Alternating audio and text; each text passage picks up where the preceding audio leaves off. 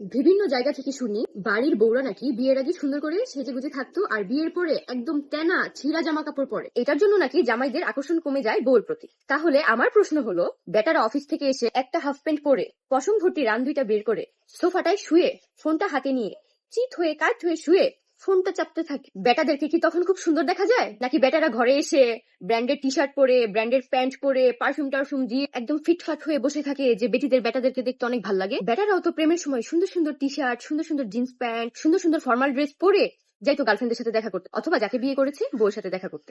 কিন্তু বিয়ের পর তো বেটারা ওইটা করে না। তাহলে বেটিদের কিভাবে বিয়ের পরে বেটাদেরকে ভালো লাগে? বেটাদের কেন ভালো লাগে না? ছিঁড়া বেড়া তেনা কাপড় চোপড় পরলে বউয়ের চেহারা তো ওইটাই থাকে, পোশাক আশাক শুধু চেঞ্জ হয়, তাহলে আবার ভালো লাগে না কিভাবে?